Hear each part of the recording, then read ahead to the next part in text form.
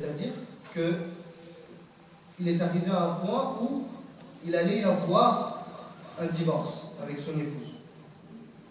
Donc une tierce personne est venue s'approcher de Hassan radiyallahu anhu et lui a dit directement à Hassan radiyallahu anhu, oh Hassan, j'ai appris que tu allais divorcer. Et regardez ce que Hassan radiyallahu anhu lui a répondu directement.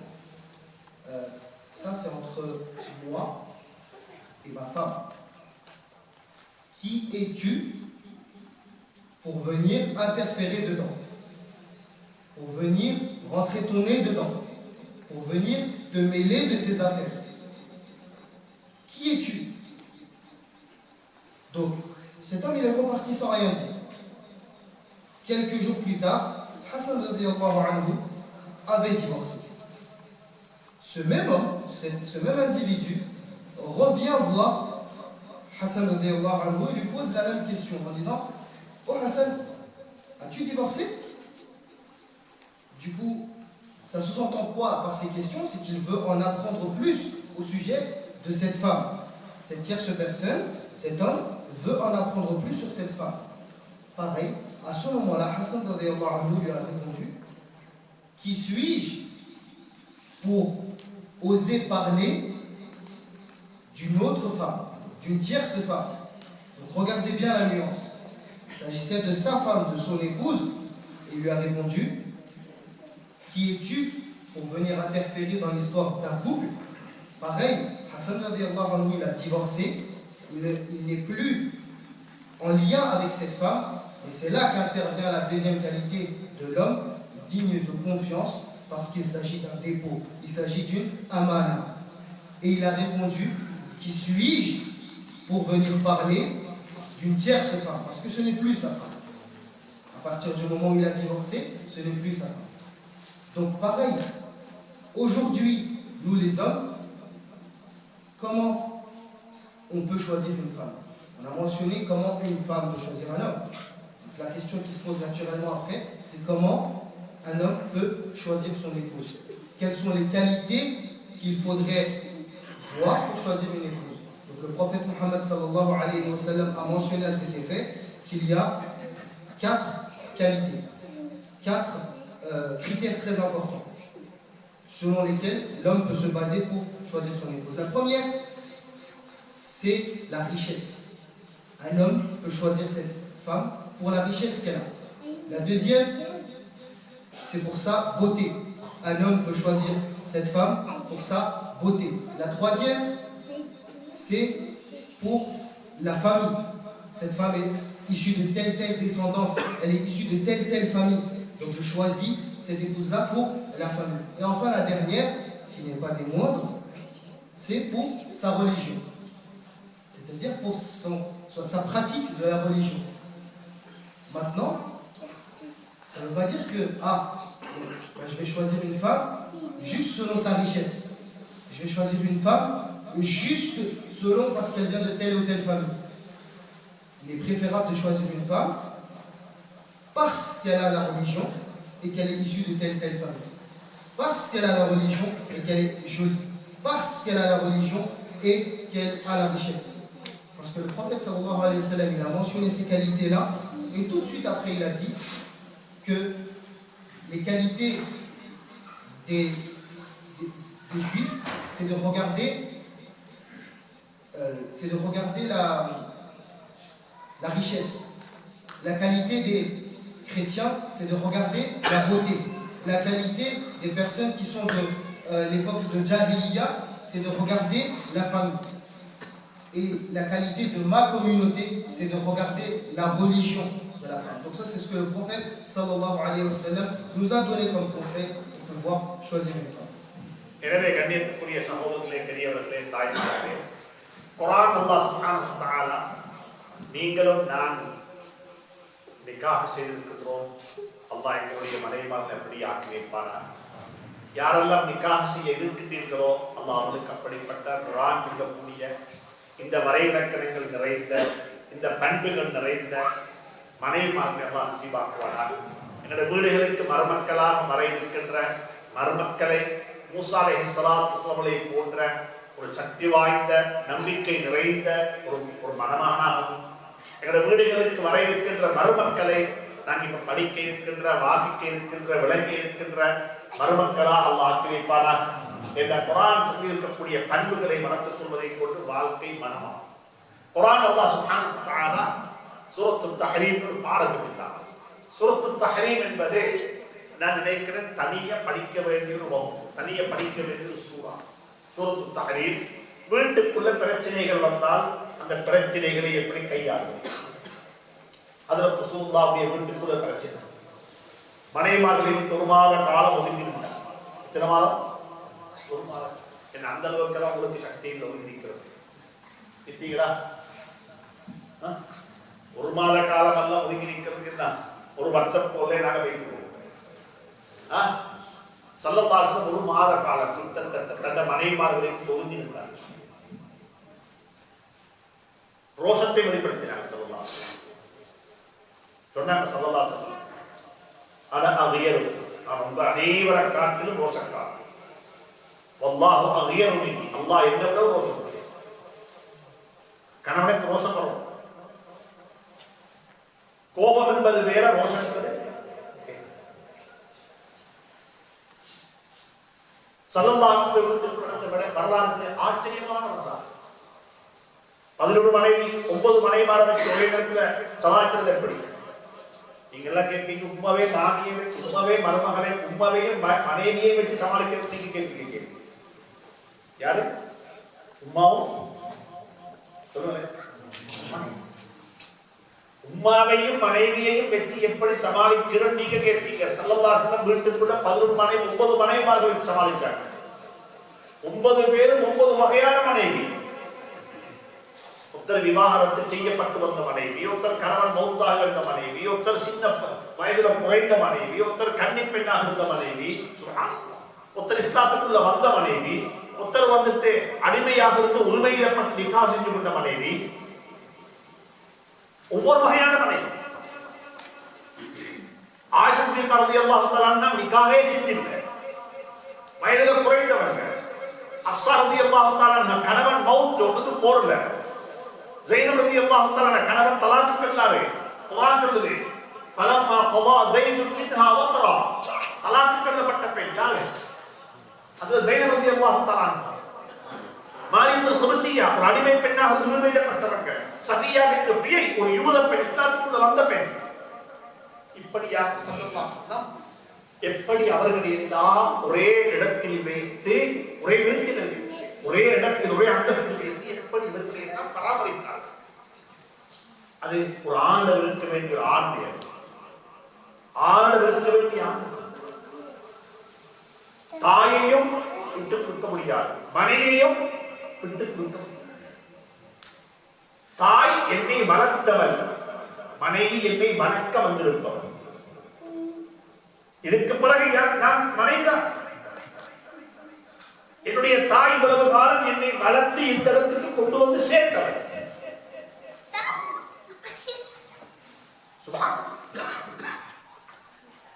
மனைவிக்கு மட்டும்தான் ஒரு ஆழ்ந்த உரிமை இருக்கு. நான் அவள்கிட்ட வந்து இருக்கிற நீங்க எல்லாம் என்ன கண்ணியப்படுத்துவீங்க, பேசுவீங்க, என்ன செய்வீங்க. நான் சாப்பிடக்குள்ள ஏதாவது ஒரு பெண்ணை கொட்டிப்பட்டா நீங்க எல்லாம் ஓடி வரையில் இருக்கு துடைக்கிறதுக்கு எல்லாம். மனைவி இருந்தா தின்னவே தெரியலாம் கேட்கலாம். யாரும் கேட்டா பிரான்ஸுக்கு பயானுக்கு எல்லாம் போறீங்க, சாப்பிட தெரியாத மனுஷன் நீங்க. இந்த பவர் யாருக்கு சொல்றதுக்கு சொல்லுங்க. இது மனைவிக்கு மட்டும்தான் இருக்குது. இப்ப நான் சாப்பிடக்குள்ள ஏற்கனவே ஏதாவது அழுக்கு பட்டா நீங்க ஒரு ஓடி வருவீங்க துடைக்கிறதுக்கும் உண்டாக்குறதுக்கும். அது தவறுதலா நடந்துட்டது, மன்னிச்சு கொண்டாடு. நான் செஞ்ச தவறுக்கு நீங்க மனைவி கேட்பீங்க. அதை தட்டி கேட்கிற உரிமை யாருக்கு இருக்குது? மனைவிக்கு மட்டும். இதை சாப்பிட கூட தெரியாதா? உங்களையுமா போய் பயானுக்கு கூப்பிட்டுக்கிறாங்க. இதாங்க மனைவி, இதுதான் மனைவி. அந்த மனைவி சொல்றது என்னை கேட்க அவ அதிகாரத்தோட சொல்றான். எவ்வளவு சொல்றான்? அதிகாரத்தோட சொல்றான். என்னுடைய நலவுக்கு சொல்றான். இதுதான் குடும்ப வாழ்க்கை ரகசியம். சொன்னாங்க ஸல்லல்லாஹு அல்லாஹ் குர்ஆன்ல சொல்றான், மனைவி என்பவரை பார்க்கும் பொழுது வெறுமனே பணத்தை மட்டும் பார்க்காது. ஏன்னா நாளைக்கு அவ வேலையாக்கிடலாம் சொன்னாங்க ஸல்லல்லாஹு அலைஹி வஸல்லம். பணத்துக்காக வேண்டி மட்டும் முடித்தால் குடும்பத்தில் பிச்சைக்காரன் உருவாகும். இந்த ஹதீஸா பணத்துக்காக வேண்டி மட்டும் நிக்காஹ் செய்து கொண்டால் யாசகம் கேட்கக்கூடியவர்களை அல்லாஹ் குடும்பத்தில் உருவாக்கும். அழகுக்காக வேண்டி மட்டும் முடித்தால் அந்த அழகு உனக்கு ஒரு கேவலத்தை கொண்டு வந்து சேர்க்கும். நீ அழகை கண்டு மயங்கியது போன்று அவளுடைய அழகை கண்டு இன்னமொத்தம் மயங்கிடுவான். நீ அழகை கண்டு ஒஃப பண்ணி ஏதோ ஒன்றை கொடுத்து சமாளித்து அவ எடுத்துக் கொண்டது போன்று நீ கொடுத்ததை விட கூடுதலாக ஒன்றை கொடுத்தா நின்றுவாள் அவரோட வீட்டு. புரியுது? அப்படி திருவிழையே பார்த்திருக்கு. எனவே மார்க்கம் தீன் சொல்லித் தரக்கூடிய மனைவி எனக்கு உங்களுக்கு qu'Allah subhanahu wa ta'ala fasse en sorte que nous puissions bénéficier d'épouses comme il a été mentionné, qu'Allah subhanahu wa ta'ala fasse en sorte que chacune de nos femmes fasse comprendre de la même manière comment l'épouse de Moussa alayhi salatu wassalam l'a mentionné à son père, qu'Allah subhanahu wa ta'ala nous facilite la compréhension et qu'Allah subhanahu wa ta'ala fasse en sorte que comme les femmes ont été la cause de la réussite des hommes, et qu'Allah subhanahu wa ta'ala fasse en sorte que nos femmes à nous aussi soient la cause de notre réussite à nous pour l'au-delà. Et c'est pareil, le prophète Muhammad sallallahu alayhi wa sallam, qui lui est le meilleur des exemples, comme je vous l'ai dit. Le meilleur que lui, il n'y a pas. Nous aujourd'hui on se plaint auprès de savants, auprès de personnes en disant c'est très difficile. Avec ma femme à la maison, c'est très compliqué. J'arrive pas à gérer. Oh, ne me parlez pas, moi, encore pire, je dois gérer ma mère et ma femme. J'arrive pas. Comment je dois faire? On va conseiller. Le prophète Muhammad sallallahu alayhi wa sallam a géré 9 épouses. 11 femmes, mais 9 épouses différentes. Et chacune était différente. Aucune d'entre elles n'était identique. Chacune des épouses du prophète sallallahu alayhi wa sallam vient de bonnes familles, de grandes familles. Et chacune d'entre elles est différente, d'âge différent, de qualité différente, plus ou moins âgée. Aïcha radiallahu anha, lorsqu'elle a épousé le prophète sallallahu alayhi wa sallam, elle a épousé aucune autre personne avant. Hafsa radiallahu anha avait perdu son mari dans une bataille. Donc chacune des prophètes, Zaynab radiallahu anha, venait de divorcer. Donc chacune des femmes du prophète était différente. Et ça, le prophète sallallahu alayhi wa sallam, il l'a géré de manière très juste. Il n'a pas été injuste avec aucune d'entre elles. Sur le même piédestal, il les a gérées. Quel que soit le conflit. D'ailleurs, c'est ce qu'on va mentionner ici. Aujourd'hui, entre vous et moi, en tant qu'homme, il est très difficile de résister à nos femmes, on va dire, dans la longueur.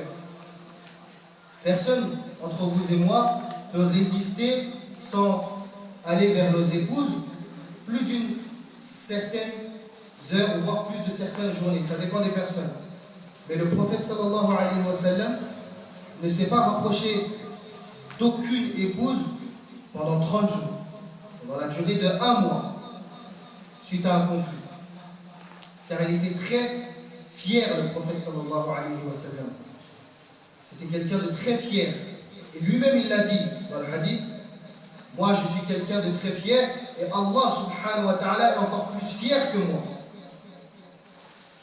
Donc lui qui est notre exemple, n'est allé auprès d'aucune d'entre elles pendant une durée de 30 jours. Mais ça, c'est lui qui a su gérer de manière très juste. Aujourd'hui, nous, on est injuste envers nos femmes, on est injuste envers nos mères. On ne sait pas trouver le juste milieu. Parce que si aujourd'hui je suis arrivé à ce stade-là en tant que jeune homme, c'est parce que ma mère m'a éduqué. C'est parce que ma mère m'a ramené jusqu'ici. Sans elle, je ne peux pas arriver jusqu'ici. Pareil. Après, celle qui prend le relais, c'est l'épouse. À partir du moment où il y a l'épouse, c'est l'épouse qui prend le relais pour que je puisse réussir mon éducation qui suit en tant que vie conjugale. Et c'est pareil, c'est à nous de gérer, et ça fait partie d'une des qualités d'homme, une des virilités de l'homme. Ça fait partie d'une des virilités de l'homme, savoir gérer sa vie conjugale et savoir gérer sa maman en même temps. Dans le sens où s'il y a un conflit, ne pas ni pencher d'un côté ou dans l'autre. Et ça, le prophète sallallahu alayhi wa sallam nous l'a enseigné. Donc Allah subhanahu wa ta'ala nous facilite pour pouvoir acquérir cette connaissance-là. Et dans le Coran, c'est enseigné. Dans le chapitre Tahrim, lui seul est un chapitre à étudier de manière très complète. Ce chapitre lui-même est suffisant pour savoir comment vivre cette vie de manière équilibrée. Et qu'Allah subhanahu wa ta'ala nous facilite. ஜஸாக்கல்லாஹு கைர். கண்ணியமிக்க சங்கையான சகோதரர்களே, பெரியவர்களே, நண்பர்களே, அருமையான சம்பவம், அருமையான ஸல்லல்லாஹுடைய வாழ்க்கை வரலாறு, படிக்கப்பட வேண்டிய வரலாறு, குடும்ப வாழ்க்கையில் எப்படி நடந்து கொண்டார்கள், அதுல நடந்த ஒரு வரலாறு அல்லாஹ் குர்ஆன்ல ஆயத் ஒரு தஹரீம், சூரத் தஹரீம் என்று அல்லாஹ் சொல்லி கொடுப்பார். அது ஒரு கட்டத்துல சொல்றான் அல்லாஹ் சுப்ஹானஹு வ தஆலா, நீங்க நிக்காஹ் செய்ய இருக்கின்ற மனைவிமாருக்கு எப்படி இருக்கும், உங்களோட மனைவிக்கு இருக்க வேண்டிய குவாலிட்டிஸ் என்ன. அல்லாஹ் சொல்றான், அஸா ரப்புஹு இன் ضلقكن أن يبدله أزواجا خيرا منكن مسلمات مؤمنات قانتات عابدات طائبات عابدات صائحات. சுப்ஹானல்லாஹ். 6 சிஃபாத்துகள், 6 பண்புகளை பற்றி அல்லாஹ் பேசுறான். ஒரு மனைவியிடம் இருக்க வேண்டிய பண்பு. முஸ்லிமாத்தின், முஸ்லிமான பெண்கள். முஃமினாத்தின், ஈமானுடைய பெண்கள். என்ன பெண்கள்? ஈமானுடைய. ஈமான் என்றது வேற, இஸ்லாம் என்றது வேற. எல்லாருக்கும் முஃமின்களாக இருக்கணும். ஆனா கொஞ்சம் பேர் தான் யாரா இருப்பாங்க. இத ஈமான் போடுறதுக்கு சக்தி தேவையில்லை. இஸ்லாம் படி நடக்கிறதுக்கு ஆக்ஷன் வேணும். எத்தனையோ பேர் நம்புறாங்க, சிகரெட் குடிக்கிறது உயிருக்கு ஆபத்து, நம்பிக்கொண்டே இருக்கிறாங்க, குடிக்கிறாங்க. பொய் பேசுறது கூடாதுன்னு நம்புறாங்க, நம்பிக்கொண்டே இருக்கிறாங்க, பொய் பேசுறாங்க. நம்புறதுக்கு எந்த கஷ்டம் இல்லை. வட்டி வாங்குறது ஹராம்னு நம்புறாங்க, ஆனா வட்டி வாங்குறாங்க. ஹராம் நம்புறதுக்கு சல்லி இல்லை, செலவில்லை. எதை நம்புறோமோ அதன்படி நடக்க, அதன்படி நடக்கிறதுக்கு பேர் இஸ்லாம். யா அய்யுஹல்லதீன ஆமனூ உத்குலூ பிஸ்ஸில்மி காஃபா. ஈமான் கொண்டவர்களே, இஸ்லாத்துக்குள்ள சம்பூர்ணமாக வாங்கோ. நீங்க முஃமின்கள் தான், ஆனா இஸ்லாத்துக்குள்ள என்ன செய்யல, சம்பூர்ணமாக வந்து சேருங்க. நம்புறீங்க, மற்றவருக்கு துரோகம் செய்ய, இறைவத்தை பேசக்கூடாது, நம்புறோம், ஆனா பேசி படுது. வாட்ஸ்அப்ல வர மெசேஜ் ஃபார்வர்ட் பண்ணி படுது, வாட்ஸ்அப்ல வர மெசேஜ் சும்மா கேட்டு படுகுது. அல்லாஹ் சொல்றான், பெண்கள் எப்படி இருக்கணும்? முஸ்லிமான பெண்கள். அனந்தர சொத்துல பங்கு இருக்குது. நான் எங்க கணவன் மௌத்தானா அனந்தர சொத்துல எங்க கணவனுடைய தாய்க்கு 16% போகும். எத்தனை வீதம்?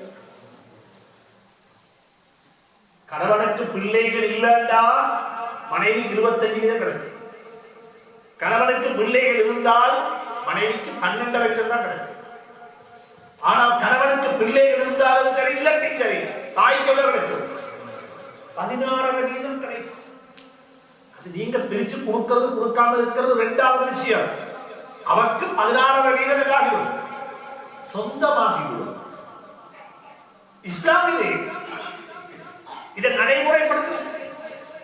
எனக்கு ஒரு வரலாறு ஞாபகம் சொல்றேன். பெண்களுக்கு இஸ்லாம் வரும், பெண்களுக்கு ஈமான் வரும். சுப்ஹானல்லாஹ். கணவன் சம்பாதிச்சு வாராரு, பணம் கொண்டாரு, கணவனை கொஞ்சம் தட்டி கேட்கும், இன்னைக்கு எத்தனை பொருள் அலாவாச்சு சம்பாதிக்கிறது. எத்தனை தொழுகை கலாவா செய்து சம்பாதிக்கிறதுக்கு தொழுகைகளை கலாவாக்கி கொண்டு சம்பாதித்த பணம் எங்க வீட்டுக்கு வாங்க. நாங்க அப்படி வாழ்றதை விட பூமிக்கு கீழே வைத்து வாழணும் எங்களுக்கு சலாம் என்று தட்டி கேட்கக்கூடிய பெண்கள் யாரே? கணவன், சகோதரன், மகன், தந்தைய, பாப்பமான எந்த ஆராய்ச்சி செய்யணும் என்று கூட்டாளி இருந்தார். அவருக்கு ஒரு 15 வருஷம் சொன்னேன், இந்த வங்கியில வேலை செய்யாதே, இந்த தொழிலை விட்டுடு, இந்த தொழிலை விட்டுடு. ஒவ்வொரு வருடம் உம்ரா செய்வாரு, ஹஜ் செய்வாரு, மாஷா அல்லாஹ் எல்லாம் செய்வாரு. ஆனா அவர் பேங்க்ல வேலை செய்வாரு. எவ்வளவோ சொல்லி பார்த்தோம், கிடைக்க. ஆனா விடோடம் விடோடம் விடோடம் அந்த அனுவாரு அவர் என்னுடைய ஹஜ் இருக்கார். அவர் சொன்னாரு கடைசியாக ஒரு நாள் SMS பண்ணியிருந்தாரு, நான் ரிசைன் லெட்டர் கொடுத்துட்டேன், நான் வந்துட்டு இன்னும் ஒரு பேங்க் ஒன்றில் இஸ்லாமிக் பேங்க்ல சேர்றதுக்கு நான் முயற்சி செய்கிறேன், எனக்கு துவா செய்யும் நிலவரம் கிடைக்கும். நான் மாஷா அல்லாஹ் வாவ் வாவ் எல்லாம் அவருக்கு துவா செஞ்சு போட்டு நான் அவர்கிட்ட கேட்டேன், என்ன காரணம் திடீர்னு முடிவெடுத்தீங்கன்னு. இல்ல, இந்த 12 வயசு மகள் ஒரு கிளாஸுக்கு போயிட்டு வந்தா, அந்த கிளாஸ்ல வட்டியை பத்தி சொல்லி கொடுத்துட்டாங்க, பாப்பா பேங்க்ல வேலை செய்யணும் ஹராம்னு சொல்லிட்டாங்க. இந்த மகள் வந்து எனக்கு சொல்லிட்டா, இதுக்கு பிறகு நான் இந்த வீட்டுக்கு வரமாட்டேன். எத்தனை வயசு மகள்? ஒரு பொம்பளை உங்களுடைய சக்தி, ஒரு பெண்ணுக்கு இருக்கிற சக்தி சொல்லுங்க. இல்ல, இதுக்கு பிறகு இந்த வீட்டு நான் சாப்பிட மாட்டேன், இது ஹராம். வாப்ப என்ன செய்யணும்? விடத்தான். என் வாப்போரே சொல்லுவார், தகப்பனார் சொல்லுவார், ஜக்கரியா அலைஹிஸ்ஸலாம் உள்ள இருக்கிறது. ஜக்கரியா அலைஹிஸ்ஸலாம் உள்ள பார்த்து இருக்கு. காஃப் ஹா யா ஐன் ஸாத் ذكر رحمة ربك عبده زكريا إذ نادى ربه نداء خفيا. உள்ள பார்த்து இருக்கு. இல்ல யாருக்கு? ஜக்கரியா அலைஹிஸ்ஸலாம். மரியம் அலைஹிஸ்ஸலாத்து வஸ்ஸலாம் அவர்கள் பிறந்துட்டாங்க. மரியம் அலைஹிஸ்ஸலாம் பிறந்திருக்கிறாங்க. ஒரு பொம்பளைக்குள்ள பிறந்திருக்கிறாங்க. உள்ள பிறந்ததுமே தாய் மௌத்தாய். யார் மௌத்து? மரியம் அலைஹிஸ்ஸலாம் உம்மா மௌத்து. உம்மா மௌத்தானதுக்கு பிறகு இந்த புள்ளையை யாரோ ஒருத்தர் வளர்க்குவாங்க. இந்த புள்ளைய வளர்க்கறதுக்கு ஜக்கரியா அலைஹிஸ்ஸலாம் நான் தான் வளர்க்கணும், இந்த குழந்தையுடைய தாத்தா என்னிடத்தில் இருக்கிறாங்க, எனவே ஏழு வீட்டுல வளரட்டும் என்று சொல்லி அந்த புள்ள எப்படியோ அல்லாஹ் சுப்ஹானஹு வ தஆலாவுடைய முடிவுல ஜக்கரியா அலைஹிஸ்ஸலாத்து வஸ்ஸலாமுடைய பராமரிப்பு அந்த புள்ள வளரும். யார் புள்ள? மரியம் அலைஹிஸ்ஸலாம். இப்ப மரியம் அலைஹிஸ்ஸலாம் வளருது, ஜக்கரியாவுக்கு புள்ள இல்லைன்றதுக்காக வேண்டியமாக சேர்த்து தான் இந்த புள்ள எடுத்து வளர்க்கிறாங்க. இப்ப என்ன ஆகுது தெரியுமா? குர்ஆன் சொல்லுது, மரியம் அலைஹிஸ்ஸலாம் வளர்ந்து கொண்டிருக்கிறாங்க, புள்ள ஒரு அறையில் இருக்கிறாங்க. அந்த அறைக்குள்ள போயிட்டு பார்த்தா சீசன்ல இல்லாத பலவர்க்கங்கள் எல்லாம் அந்த வீட்டுக்குள்ள இருக்கு. எந்தெந்த ஒவ்வொரு சீசன்ல கிடைக்கிற பலவர்க்கம் தான் அந்த காலத்துல கிடைக்கும். அந்த அறைக்குள்ள போயிட்டு பார்த்தா சீசன்ல இல்லாத பலவர்க்கம் எல்லாம் அந்த அறைக்குள்ள கிடைக்கும். அந்த அறைக்குள்ள போய் கேட்டாங்க, பார்த்தா ஆச்சரியப்பட்டாங்க. கேட்டாங்க, அன்னா லகி ஹாதா, மரியமே இவைகள் எல்லாம் உனக்கு எங்க ரொம்ப கிடைச்சிச்சுன்னு கேட்டாங்க. ஏன்னா கதவு மூடப்பட்டிருக்குது, சீசன்ல இல்லாத பலவர்க்கம் எல்லாம் இருக்குது. அந்த புள்ள சொன்ன ஒரு வார்த்தை தெரியுமா? மின் இந்தில்லாஹ், இது அல்லாஹ்வின் புறத்திலிருந்து எனக்கு கிடைச்சிச்சுன்னு சொல்லுது. அப்பதான் மரியம் அலைஹிஸ்ஸலாம் ஜக்கரியா அலைஹிஸ்ஸலாம் யோசிக்கிறாங்க, சீசன்ல இல்லாத பலவர்க்கங்களை மரியத்துக்கு அல்லாஹ்வுக்கு கொடுக்க ஏழுமுண்டா, நானும் ஏற்ற மனைவியும் உள்ள பெற்றுக்கொள்ற சீசன்ல இல்ல. நானும் என்ற மனைவியும் மலடி என்று எங்களுக்கு சீர்குத்திட்டாங்க, எனக்கு மலடித்தனம் இருக்கின்ற சீர்குத்திட்டாங்க, பிள்ளை கிடைக்க மாட்டாங்க இருக்காங்க. ஆனா அல்லாஹ்வுக்கு மரியத்துக்கு கொடுக்க ஏழுமுண்டாங்க. ஏன் அல்லாஹ் எனக்கு தரேரா? அதைத்தான் அல்லாஹ் குர்ஆன்ல சொல்றான், ஹுனாலிக, அந்த இடத்துல வச்சு. இந்த இடத்துல அந்த மரியம் அலைஹிஸ்ஸலாம் அப்படி சொன்ன வார்த்தையை கேட்டுட்டு, ஹுனாலிக தஆ ஜக்கரியா ரப்பஹு ரப்பி ஹப்லி மினஸ் ஸாலிஹீன், யா அல்லாஹ் எனக்கு சாலிஹான சந்ததியை தந்திருன்னு சொல்லி அந்த இடத்துல தான் சொன்னாங்க, மரியம் அலைஹிஸ்ஸலாத்துக்கு சீசன்ல இல்லாத உணவுகளை கொடுக்க முடியும் என்றிருந்தால் பலவர்க்கத்தை கொடுக்க இயலும் என்றிருந்தால் யா அல்லாஹ் எனக்கு தரையிலான்னு கேட்டாங்க. அல்லாஹ் சொன்னான் உங்களோட துஆவை நாங்க கபூல் செய்கிறோம். ஒரு பெண்ணுக்கு இருக்கிற சக்தியில ஒரு பொம்பளை பிள்ளைக்கு இருக்கிற சக்தி. பாப்பா இது ஹலாலான்னு கேட்டா போகும். யாரு? ஒரு பொம்பளை. மனைவி கேட்டா போகும், தாய் கேட்டா போகும், சகோதரி கேட்டா போகும். அவங்களோட சக்தி எனக்கு தெரியாது. Donc, j'ai oublié de mentionner un point tout à l'heure. Lorsque nous avons le chapitre Tahrim qui nous mentionne beaucoup de points concernant la vie du prophète sallallahu alayhi wa sallam, il est également mentionné que si nous ne prenons pas l'exemple de ces récits, comment pouvons-nous avancer dans la vie, ici-bas et dans l'au-delà? Et c'est de ce fait qu'il donne l'exemple que qui a l'autorité envers moi plus qu'une femme, plus que mon épouse? Qui est-ce qui viendra me dire de manière très polie, de manière avec une moquerie, avec une plaisanterie, par exemple, je mange, je fais tomber quelque chose sur moi en mangeant, je me tâche, on viendra me reprendre en disant attention, vous avez une tâche ici. Les autres viennent me dire de manière très polie, de manière très courtoise, vous avez une tâche ici, retirez-la, ou désolé, c'est notre faute. Une erreur que moi j'ai commis, la personne s'excusera. Par contre, mon épouse, qui est-ce qui dira attends, on t'a appelé toi pour faire un discours alors que c'est même pas manger? Qui est-ce qui dira ça? Qui est-ce qui a cette autorité-là? Qui est-ce qui a ce pouvoir? C'est l'épouse. L'épouse seule peut communiquer de cette manière-là. Et de la même manière, Mufti Sab mentionne un fait personnel qu'il a vécu. C'est lui, il avait un ami qui est très proche avec lui, pour une durée d'une quinzaine d'années environ. Cet ami, il travaillait dans une banque. Donc regardez bien pourquoi il va nous mentionner ce récit. Et on sait pourquoi une banque, il vaut mieux pas travailler. Pareil, il vaut mieux éviter toute source de revenus qui ne nous ramène pas la satisfaction d'Allah. Toute source de revenus qui ne nous permet pas de prier. Tout travail qui ne nous permet pas de prier n'est pas source de baraka, n'est pas source de réussite. Donc, c'est pareil. Lui, ça lui faisait le rappel. Arrête ce travail. Tu travailles dans une banque. C'est pas de l'argent halal. Arrête ce travail. Et lui, il a dit, j'essaye. Il part toutes les années à la Umrah et au Hajj. Et là-bas, il pleure avec regret. J'essaye d'arrêter. Et j'arrive pas. Un jour, cet ami vient voir Mufti Sab et il lui envoie un message sur WhatsApp. Il lui dit, j'ai le plaisir de t'annoncer que c'est bon, j'ai arrêté ce travail. Et fais dua pour moi. Je vais trouver un travail dans une banque islamique, des finances islamiques. Fais dua pour moi pour que je puisse obtenir ce travail. Donc ça lui répond, alhamdoulilah, félicitations, mabrouk à toi. Pourquoi? Comment ça s'est passé? Et là il raconte. En fait, un jour, ma fille, elle est revenue, sa fille de 12 ans, elle est revenue le voir. Et lui a dit, papa, moi je ne reste plus à la maison. Pourquoi?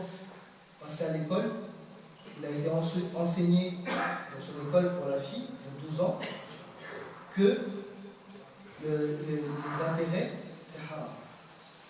Donc elle a compris, elle est venue voir son père, elle lui a dit, papa, je ne resterai plus ici. Forcément, parce que c'est lui qui ramène le gagne-pain à la maison, c'est lui qui est la cause de gagne-pain. Et cet argent, il est haram, il est sale.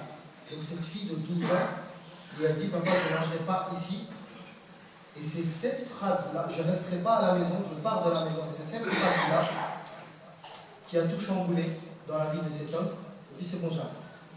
Pourquoi? Parce que sa fille lui a dit, je ne reste pas à la maison. Alors que pendant toutes ces années, ça lui disait, son ami lui disait, son ami très proche lui disait. Donc une parole a suffi de qui? De sa fille. Et c'est ça la force d'une femme. Et ça, nous, on ne le sait pas. Et ça, nous, on ne le réalise pas. Ça, nous, on ne le comprend pas. Ça peut être la parole d'une fille, ça peut être la parole d'une épouse, ça peut être la parole d'une mère, mais la parole d'une femme, elle est très impactante dans la vie d'un homme.